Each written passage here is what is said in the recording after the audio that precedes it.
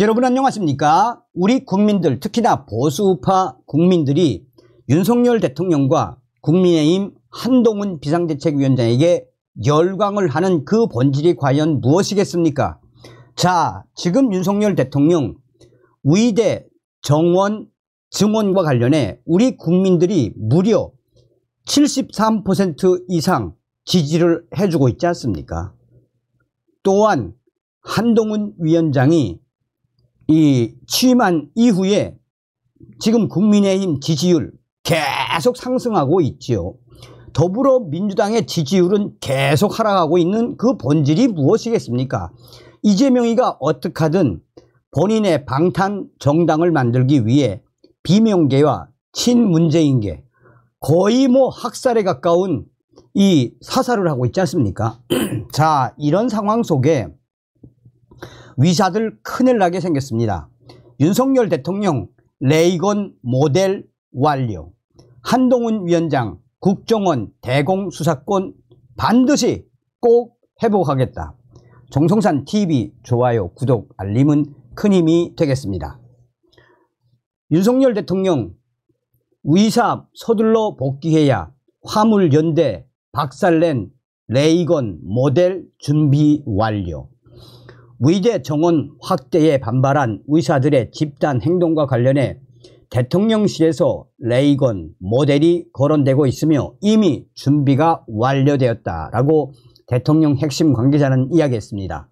로널드 레이건 전 미국 대통령은 1981년 공무원 신분으로 불법 파업에 나선 항공관제사 중 복귀 명령을 거부한 이들을 해고하고 다시는 연방 공무원에 취업할 수 없도록 했습니다. 국민들의 이동권을 볼모로 한 집단 행동에 레이건 정부가 원칙적으로 대처한 선례로 평가받습니다. 대통령실 고위 관계자는 당시 미국 레이건 전 대통령의 결정은 세간의 예측을 뛰어넘는 것이었다라며 불법 집단 행동에 나선 의사들은 레이건 모델을 참고해 서둘러 복귀해야 할 것이라며 윤석열 대통령이 이 레이건 모델을 언제 쓸지 이미 준비가 완료되었다라고 말했습니다. 그러면서 의료 개혁에 성공하지 못하면 대한민국의 개혁은 한 발자국도 나아갈 수 없다라고 강조했습니다. 윤석열 정부는 현장에 복귀하지 않은 전공의에 대한 면허 정지 처분, 불법 집단 행동 주동자에 대한 구속 수사 등 기계적 법 적용을 예고했습니다.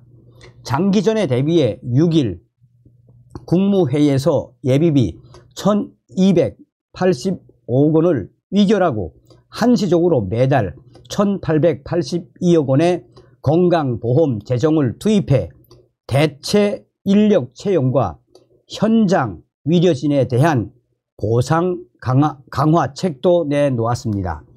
진료 지원, PA 간호사들의 업무 범위도 점차 늘려가고 있습니다. 레이건 모델은 2022년 12월 화물연대 집단 운송 거부 사태 때도 대통령실에서 회자가 됐던 카드입니다. 당시에 윤석열 대통령이 참모들에게 레이건 전 대통령 스스로가 노조 출신으로 파업도 했던 사람이지만 공공성과 국민의 안녕을 최우선에 두고 결단을 내렸다라며 원칙 대응을 주문했습니다. 그 뒤 대통령실은 업무 개시 명령에 따르지 않는 화물 운송기사에 대해 자격 취소 조치, 2년간 자격 재취득 제한 등을 예고했고 화물연대가 결국은 두 손 두 발을 다 들며 물러나며 사태가 일단락됐습니다. 윤석열 정부의 고위 관계자는 의대 정원 확대에 대한 윤석열 대통령의 의지는 그 어느 때보다 확고하며 단 한치도 물러서지 않겠다라는 게 윤석열 대통령의 의지라고 밝혔습니다. 한독수 총리는 이날 의사 집단행동 중앙재난안전대책본부 회의를 주재하며 현장에 복귀한 전공의의 개인 정보가 의사 커뮤니티에 공개되는 등 색출 논란이 벌어진 것을 강도 높게 비난했습니다. 한독수 총리는 용기 있게 위려 현장으로 돌아간 동료를 모질게 공격하는 것은 도저히 상상할 수 없는 일이라며 정부는 이런 행태를 절대 좌시하지 않겠다. 복지부와 경찰청은 해당 사안을 명확히 밝히고 조치해 주기 바랍니다. 라고 지시했습니다. 또한 뚜렷한 근거도 없이 무조건 정부의 말은 믿을 수 없으니 정부가 하자는 위려 개혁에 찬성할 수 없다고 우기는 것은 납득할 수 없다라고 말했습니다. 위대 정원 확대는 윤석열 대통령의 지지율에 긍정적으로 작용하고 있습니다. 한국갤럽이 이날 발표한 조사 결과에 따르면 윤석열 대통령의 직무 긍정평가는 39%였습니다. 지난주와 같았지만 취임 다음 달인 2022년 6월 43%를 기록한 이후 최고의 수치가 터져 나왔으며 긍정평가 이후 1위는 위대 정원 확대 28%였습니다. 우리 국민만 믿고 윤석열 대통령 탱크처럼 가시면 되겠습니다. 한동훈 이번에 국회 간첩 입성하면 안 돼. 반드시 국정원 대공수사권 꼭 반드시 찾아오겠다라는 의지. 한동훈 국민의힘 비상대책위원장은 국민의힘이 이번 4월 목련이 피는 총선에서 승리한 다음 바로 국정원의 대공수사권을 회복하는 법률 개정안을 내고 반드시 꼭 통과시키겠다라고 밝혔습니다. 한동훈 위원장은 중앙당사에서 열린 비상대책위원회의에서 정보, 첩보, 간첩 문제는 일반 경찰이나 검찰이 감당하기 어렵습니다. 라며 국정원은 2020년 개정된 국정원법에 따라 올해부터 대공수사권을 경찰로 넘겼다라고 강조했습니다. 그동안 국민의힘은 경찰의 간첩 수사 인력 및 역량이 부족하다라며 국정원의 대공수사권 이관 폐지를 주장해 왔습니다. 한동훈 위원장의 해당 발언도 그런 의미에서 나온 것으로 해석되고 있습니다. 한동훈 위원장은 저도 검사였지만 다른 영역입니다.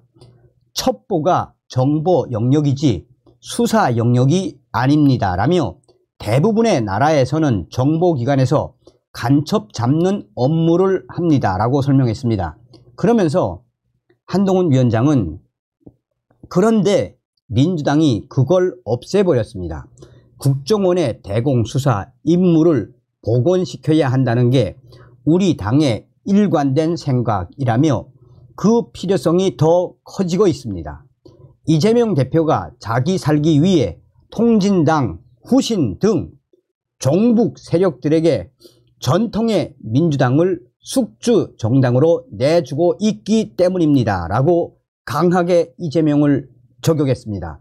한동훈 위원장은 이대로라면 통진당 후신, 간첩 전력자, 그 관련자들이 이번 올해 국회에는 입성하게 됩니다라며 이재명 대표에게 신원을 보증받아 입성하게 되는 것이라며 국회는 자료 요구권이 있어 경찰, 검찰, 국정원, 국방부 핵심 자료를 열람하고 파악하고 추궁할 수 있습니다. 국정원의 대공수사권 자체가 없으면 지금보다 훨씬 더 심각한 문제가 생길 것이라고 강조했습니다. 아울러 이재명 대표는 자기가 살기 위해서 생각을 바꿀 것 같지 않습니다라며 그렇기 때문에 우리는 이번 선거에서 반드시 승리해야 하고 승리해서 바로 국정원의 대공 기능을 국가를 위해 시민을 위해 반드시 꼭 회복하겠다라고 다짐했습니다. 일각에서는 한동훈 위원장의 말처럼 국정원의 대공수사권을 회복하려면 국민의힘은 이번 총선에서 다수당이 돼야 한다며 그렇지 못할 경우 국회에서 간첩들이 활보하는 세상이 올 것이라고 평가했습니다. 자, 윤석열 대통령과 한동훈 위원장, 다시 한번 윤석열 대통령을 만들어주신 모든 분들께 가열차게 멸공. 다음 시간에 뵙겠습니다.